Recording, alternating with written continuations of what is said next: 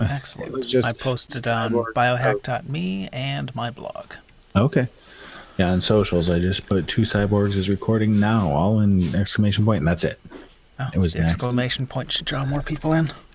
Yeah, I know. Always Well, does. yeah. Well, I intended, and it bugs me when people hijack control click and control enter. That's it. That to me is a line here, is a line space. So when I'm typing, and a lot of times it's a carriage return. Control enter. Yeah, Huh. control. Is it? Yeah, control enter. And in I don't boxes think. that used to, and maybe this has changed online nowadays over the last few years or something. It used to be in boxes that would send when you hit enter, control enter would enter, and a line returns. So I'm so Oh, used to doing that for so long, I mean, many years, that I do it, and when I do it in Hootsuite, it just sends. huh. So it got posted. I should Hi, get. everyone. All right, so let's get started. Well, I think I'm close. What you been working on, Brian? Any projects lately? You Sorry, can't hear me. What happened? I was in the wrong window. I was going to view the YouTube, and then YouTube was like, "Here's some sound," and I'm like, "Oh, I've already heard that." All right. So, what was your question? What you been working on, Brian? So I guess the cool thing, at least that I can demonstrate right away, is that I added a light. All I, right. around my webcam. I'm pretty happy with it. It is going to leave me with a nice circle in my vision for the rest of the day. Yeah, that'd be hard to. You showed me a picture of this, and it's a bright light right at your screen. That would. Right at the webcam, like surrounding the webcam. So when I'm done with this show, my first reaction is to be like, okay. Fortunately, my wall is padded, so All right. Well, I hope hope it when doesn't YouTube blind you, Brian. extracts an image for the preview, it's my face just going right into the door. Because we can't change that. Well, we get a choice of three. We get a Oh, choice of okay. three. So If I you have a usually try choice, to. don't pick that. Wink. All right. We can All put right. that in our blooper reel. Yeah. Yeah. Post on Patreon, right? Yeah. They'd love to see us fail. All right. So I think I'm all ready, Brian. Yeah, I'm ready to record. So whenever you are ready, we can get started. I think I'm ready. Yeah, let me make sure I'm got my recording app up. Yes. All right. I'm ready All right. when you give me a countdown. 1, 2, 3, record. Hello and welcome. My name is Brian McAvoy. And I'm Tim Shank. This is Two Cyborgs and a Microphone, brought to you by Blockpool, Real World Solutions. I'm going to say that again. Brought to you by Blockpool, Real World Blockchain Solutions for Business. Using the BIT, it's a custom API interface to interact with legacy applications and databases. Blockpool enables a level of integration that was previously saying it again, Brian. Sorry. Take your time. Using BIT, a custom API interface to interact directly with legacy applications and databases, Blockpool enables a level of integration that was previously impossible. It's exciting stuff. Now, today's episode, Brian, we've done episodes on this topic before, but I think it's important to revisit. Why do we biohack? Why do we focus on all this augmentation and trying to be more? And I think that's a really important question because there's so many people that are doing this. I mean, the community is growing by leaps and bounds. I mean, biohacking is a thing now. When it wasn't, when you and I started with this, I don't think hardly anybody knew it. Yeah, it was very underground, and it still is. I mean, we're not competing with any big brand. We're not. We're still small. We're still a small community. We haven't reached critical mass yet. But do you think people so? are. Because it is. If you look, I watch. I do marketing for, kind of dabble in marketing for one of my jobs. I just help out with it. But when I'm looking at stuff, human enhancement is one of the biggest growth sectors there is. So that's another word. It's another way to say biohacking. I mean, biohacking is part of human enhancement. It's, not all human enhancement is biohacking, of course, but it's growing. I think there's a growing number of people who are really starting to get into this, either through, whatever it is, whether it's nootropics or whether it's implants. And people are really starting to wake up to this stuff. Yeah, I think people are starting to wake up to it. I used to be very nervous about telling people that I had had voluntary implants, and becoming a recreational cyborg was not something I was eager to tell coworkers or friends or anything. Most of my friends were okay because they were already kind of in tune with that sort of thing. But yeah, coworkers, I've had jobs that nobody there knew anything about that. Yeah, I'm the same way. And that look when you tell people, some people, a lot of people, just that kind of, oh, okay. Well, anyway, and they're so eager to change the subject. They look at you, they don't really even know how to parse what you just told them. They're like, oh, right. That's not something I even want to think about. So but when I would tell people about our show, I would say immediately, like, okay, if you want to start with our show, start with episode 13, just to see if you have a taste for this, because episode 13 was the first time we did Why Do We Biohack? And so now being able to kind of revisit that show, I think that's going to be really important. I think that's going to show people where we've come if they're very familiar with this, but it gives a newer episode where people can kind of jump on. Right. Well, has your opinion or your drive or any of that changed in the last, I guess it's been about a year, right? So what's changed in that year? Well, the original reason I got into it, which is still true and valid, is that I wanted to be able to improve myself beyond just stock human, which I have, and which I think is true of just about every biohacker, that they want to improve in some way that they couldn't without technology. And while that's true, I've gotten more implants since then. I've experimented with the nootropics that you've given me and suggested that we did for the show, which I might not have done otherwise.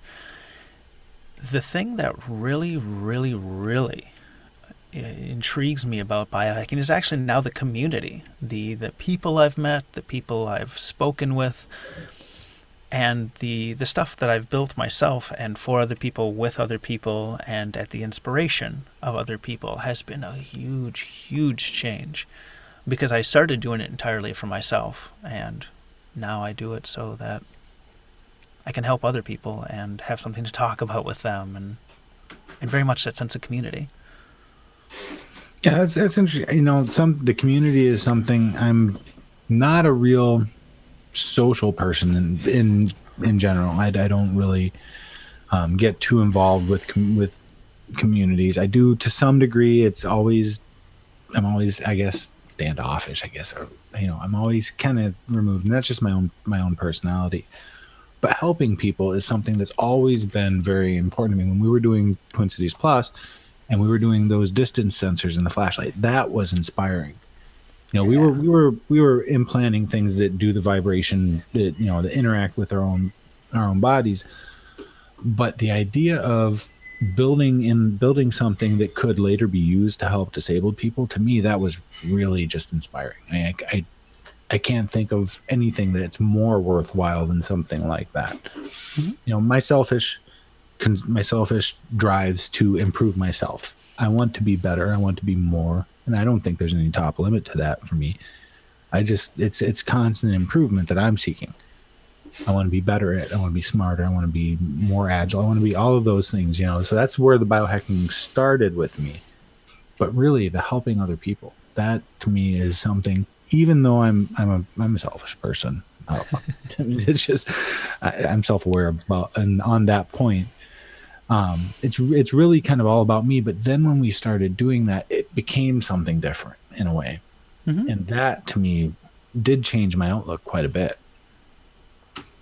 To your point about being selfish or not, the stuff you've shared, though, you've found things that work for you, you've had your own experiences with them, and you've not just kept it to yourself or made some 50-word post on a blog or a forum thread somewhere. You've actively tried to spread that information and stated it safely as, this is my experience, your mileage may vary, but you've not been closed about it. And I think that kind of, it may still be selfish for you, but there's now a community aspect. There's now there's a selfless aspect to it now. Yeah, I think you're right. I think you're right about that there is a desire to share, to help people understand and hopefully take advantage of if it suits their their own desires or their own goals, to do what I've done, or at least use what I've done as a point of to use what I've done as perspective for something that they may want to do, because to me it's exciting, and I do love to share that excitement, and I do love to help other people be excited about what they could be and what I am trying to be, which is really kind of ambiguous, to tell you the truth, just better. But I do love to share that with other people, and it's hard to do in my day-to-day life. I work in an office. Lately I've been working with Blackpool a little bit, so they're a little bit more open, and they're into more fresh tech, emerging tech, I guess. So there's a little bit more to it there. But in general, the people I deal with on a day-to-day basis, this is not something they've ever really given much thought to. And it's hard to break through that. Nowadays things are busy. People are busy. They don't want to think of new things. So when I do find people that I can share this excitement with, and I can hopefully inspire, I guess I do love to talk about it. I do love to share. And so I guess in that way, it's not a selfish thing. Real quick, I just want to throw out that we have email addresses open to the public. Tim at twocyborgs.com for Tim there, and Brian at twocyborgs.com if you want to reach me, either of us, or Cyborgs at twocyborgs.com. And you can reach us both. We're happy to chat with you about whatever ideas for the show, just questions you have, good places to start. Yeah, we'll help you out. And recently we've had people with the cerebral license, that we've had a lot of questions from people on the cerebral license, and it's kind of inspiring to me. I mean, there was one gentleman, I believe a gentleman, that was trying to repair some brain damage that he's experienced, and I hope that by reaching out to us, we've given him the information he needs to proceed carefully, of course, to maybe improve something that's kind of it's been a challenge for. We don't leave our fans hanging. Yeah, no, absolutely not. We should take a moment here to thank our Patreon supporters. We at Patreon, we have okay, Brian, I'm going to restart that statement, Brian. Yes. So we should take a moment here to thank our Patreon supporters. Patreon allows our listeners to give back to us, and every dollar we get goes right back into our operating costs and some outreach that we're doing to reach new community members. If you sign up, we have exclusive content that's only available to our Patreon members, including some outtakes, blooper reels, maybe my face bashing into a door. If you want to become a supporter, please check out our website, twocyborgs.com, and find the Patreon link. Yep, that Patreon link is on the support page, and also support the podcast. I think that's what it says. And it's also right on the front page as well. So very nice. Exclusive content, blooper reels. You can revel in our embarrassment. Yes. So even more of us. Yeah, and back to our topic, I guess, Brian. Yes, please. One of the things that, and it's still one of my main drives, is to become more intelligent. To me, increasing intelligence is one of the most important things you can do to increase your capability and potential as a human being. So that to me, and selfish, and there's really no end goal for me that I'm trying to become more intelligent so I can, whatever that is. There is nothing like that for me. So it is selfish, because I just want to be more. But to me, that hasn't changed. Actually, that's become more of a factor that drives me, to tell you the truth, especially after the cerebral license and seeing the results there. I did a second round of cerebral icing. Hmm. I'm able to remember. My long term memory is kind of kicking in a little bit. Things that I don't have a long term memory at all. I mean, I don't remember my graduation and in general before recently. I don't remember anything that didn't happen in the last, I don't know, 5, 6 years. It was just kind of Really?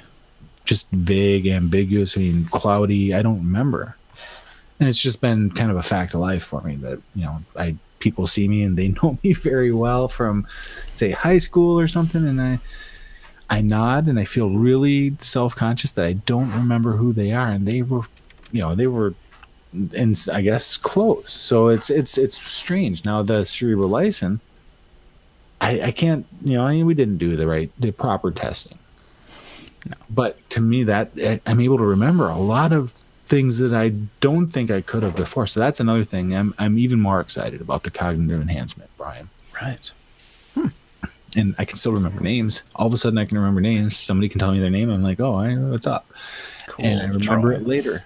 Yeah. And that's never been the case with me at all, ever. Nice coffee mug. Nice coffee mug, Tim. Cheers. Hey. Cheers. Tink. Yeah, so shamefully, I know that my mother's birthday is in September. It's currently September. I had to write it down in my phone so that I wouldn't forget with the exact day. I haven't missed it yet, thank goodness. Yeah. So maybe I need a little more cerebral licin, another round of that in order to get myself sorted out, because doggone, of all the things to be able to remember. I'm fortunate because my birthday, the day of the year, or the day of the week, or the day of the month and the month are the same number, so it's very easy. Also, it's Cinco de Mayo, so... Yeah, well, it's hard to forget that. Yeah.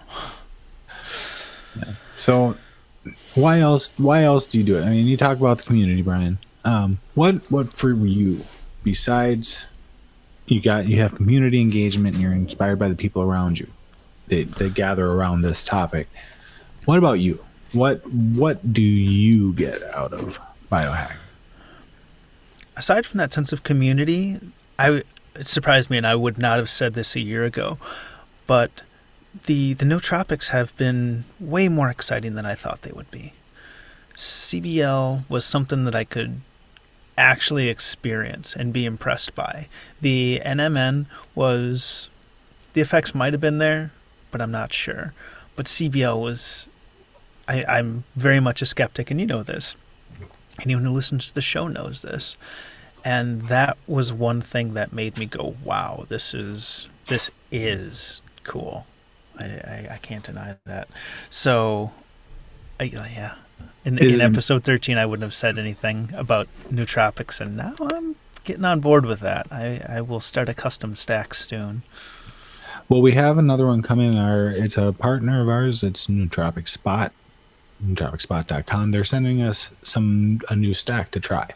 So I'm not sure. It takes a while to come. They're in Russia, so it takes a while, up to months, to get through the mail to us. So hopefully soon we can have something new to talk about. That's exciting, something to look forward to for our listeners as well. All right. We do still have one more mid-roll to do here, Brian. Yeah. Let's segue into it. There should be some way to do it.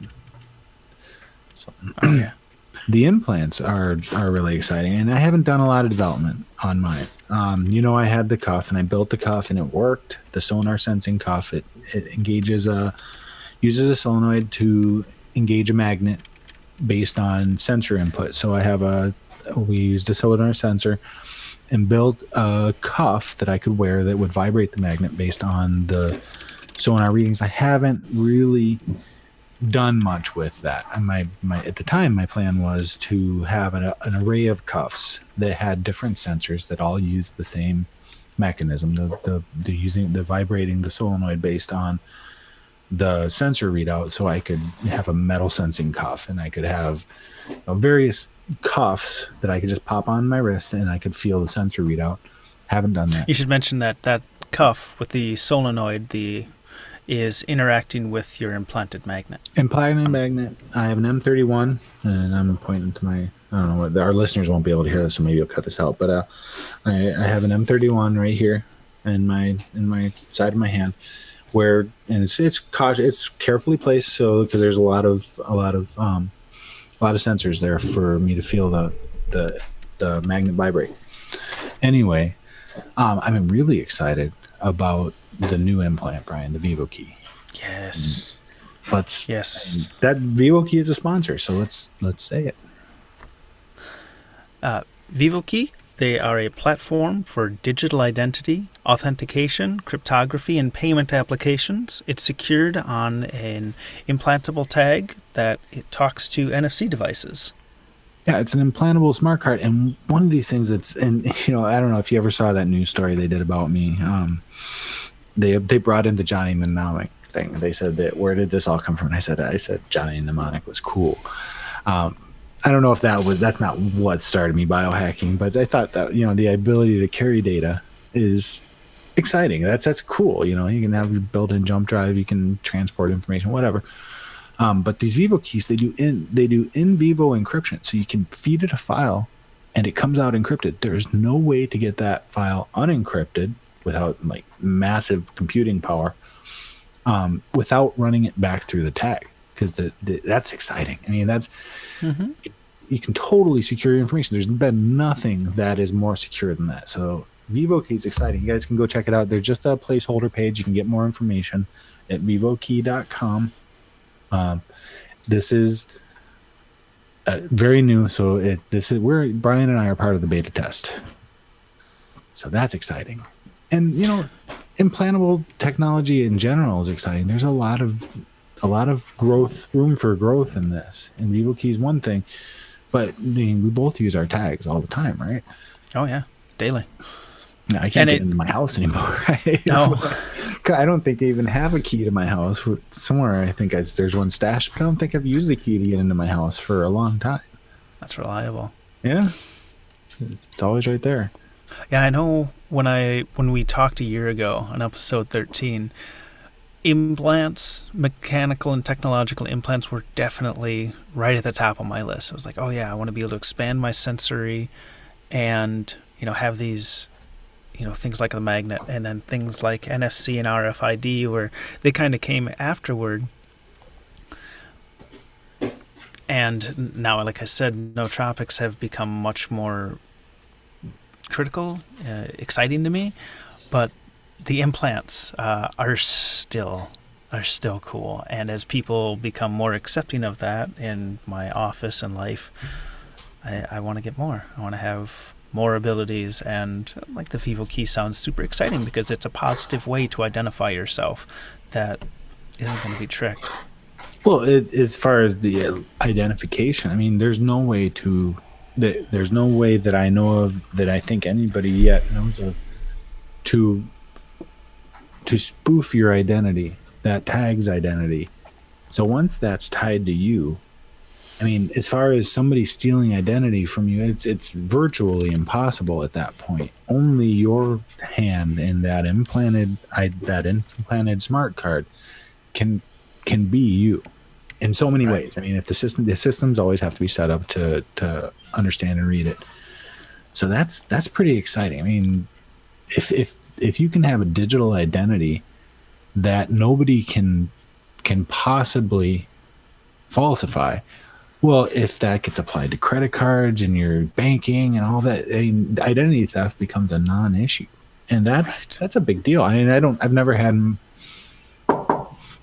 had my identity stolen to this point yet, but if I ever had, I mean, I've talked to people who have, and that's a pain in the ass to recover from, man. I mean, you gotta basically prove that you're not, there's just so much red tape you've got to go through, and can sometimes take years. So something like these implanted smart cards, that if it gets worked into the systems the way it hopefully will, there's just simply no way to do that. Exciting stuff. So we have a question from YouTube. What are you planning to do with your Vivo keys? This is asked by Cyberlass. Well, the first thing I'm going to do is I'm going to load it with the Ledger software. The Ledger software it's a hardware, it's a cryptocurrency hardware wallet that is offline. So it's called cold storage. I will, I think, have the first implanted cold storage wallet. And I do Cool. have, I work with a blockchain company that, so I have some access to people who can help me modify that, because the Ledger firmware itself on its own will not do it alone, but so it has to be modified. But I think I have the resources, so I'm very excited about that. What about you, Brian? I think I'm going to set up some kind of positive ID. Right now, I log into my computer with my low-frequency RFID. And I would like to be able to not have to type a short segment before my password. I'd like something that can positively type my password without me having to touch the keyboard. Yeah. Huh. Exciting. Yeah, I'm really excited about these keys. I'm stoked. Yeah. Yeah. All right. So Thank you for the question. what else did we cover everything you wanted to cover, Brian? I mean, we're up to 23 minutes. So some of that it's pretty packed. Yeah, a little bit of stuff there. So let's talk about what's next. Besides the Vivo key, we've been over that.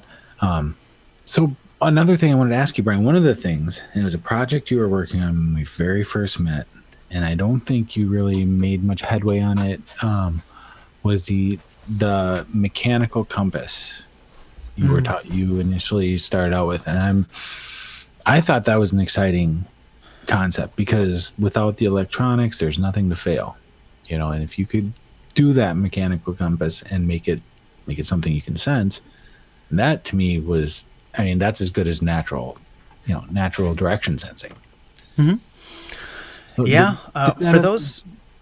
Yeah. Oh, okay. So for those not aware, the mechanical compass I wanted to design was going to be an implantable device which would make a clicking sound as you walked. I'm thinking it would have been implanted somewhere like by the calf muscle or near the shin.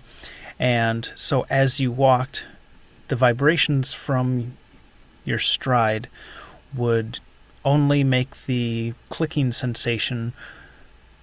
Maybe clicking sensation isn't the way to go, but it would only give feedback when you were facing, we'll say, north. And I was unable to design something that operated in exactly that way. And I'd still love to be able to do this, but I don't have the know-how, I don't have the inspiration to make it happen. I have the sense of like, oh, this is how I want it to work. But I don't have here's the mechanics to make it work. I'm an electrical engineer, not a mechanical. So maybe that's part of it. But unfortunately, that project has been sidelined for quite a while now. Yeah, a couple of years, right? Mm-hmm. But that's a big challenge. I mean, with all these, people are using existing electronics, wrapping it up in borosilicate glass to make it implantable. So you're talking about something completely new, right? That doesn't exist in the world today. So that's a different kind of challenge, significantly different kind of challenge. Yeah, so the electrical engineer wants to make something with no electronics. Yeah. Go figure. But yeah, if somebody has an idea out there, Brian at 2cyborgs.com, hit me up. We'll chat. Make it happen, man, because I'll put that in I'll put that in. I'll install it. I'll install that in a heartbeat. Right. Yeah. So would I. Native directional sensing? That'd be great. Man, I'm probably going to have trouble finding my way out of this closet at the end. The door is on your right. Is it? Or is your camera reversed? Oh, see, yeah, you never know. No, you can tell it's correct because, let's see, you can see my Cyborg shirt. All right. You made that too, didn't you? Yes, I did. All right. The secret ingredient is spray paint. And it got through the wash that many times? And you've had that for a year or two, right? I've had this for like 3 years. Yeah. You can find it on my blog, 24-Hour Engineer. You can. This shirt's gone through the wash quite a few times, as long as I turn it inside out before I stick it in the washer and dryer. Yeah. All right. So post rolls, dangerous things. If we want to jump to that, if we're ready for that, Sure. we should talk about it. Well, let's talk about our website because it's up there now. I mean, I've been working on that. It looks great. It's not, it's a template site, but we're doing blogs on there, blog posts on there. Should be able to post. Brian sent me a blog post to post on there just the other day, so I should be able to post that very soon. But go check out our site. Put it in your favorites or your bookmarks or whatever you use. And keep up with us because we are really developing on our web presence, and that really helps having a lot of visitors, keeping up. Share it with all of your friends. Spam it. We don't mind. All right, why don't we jump into the post roll and then wrap it up, Brian? Okay. This show was brought to you by dangerousthings.com. Can I stop there? Oh. This was yes, you're right. Blackpool. It's sponsored by Dangerous Things. Oh. They can be brought to us by Dangerous Things next time. Okay. Okay, so let's see, I should be reading this. Okay, I guess so. Did we put in? Where'd the Dangerous Things? I swear I put it in there, Brian, didn't I? Yeah, it's right here. Oh, there it is. Okay. Just further down. Okay. Oh, I just put it in the wrong place. No. Oh, okay. I don't think so. So I guess we're done then, right, Brian? Right here. I don't have any. I don't know if I have anything more to say. I don't know if anybody wants to listen to anything more I have to say. I'm sick of you. Yeah, I'm sick of my own voice. I'm ready to throw my head against this door. For the third time? Yes. All right. It's easy to lose count when you're counting how many times you've slammed your head into a door. Go figure. At least it's padded. The head or the door? Okay. Let's wrap it up. Thank you for listening. We'd like to invite our listeners to email us at cyborgs@twocyborgs.com. You can shoot either of us an email at tim@twocyborgs.com or brian@twocyborgs.com. And I did mention we have a brand new website with all kinds of interesting content, including a new blog. That's at twocyborgs.com. You also can find our cafe a link to our Cafe Press store where you can get these awesome Two Cyborgs mugs and a lot of other Two Cyborgs memorabilia. Look at that. We have a great logo, custom built. So you can check all that stuff out on our website, twocyborgs.com, and you can use the number 2, cyborgs.com, or write it out. And this is Tim Shank, and I'm drinking out of my Two Cyborgs mug right now. And I'm Brian McAvoy. You've been listening to Two Cyborgs and a Microphone, hosted by two cyborgs who have awesome coffee mugs. This episode was sponsored by DangerousThings.com, custom gadgetry for the discerning biohacker. You can find cutting-edge implantable technology and the equipment to support it. Tim and I both have implants from Dangerous Things like the XNT NFC tags, which Tim uses to get in through his front door, and I pass contact information because people always misspell my name.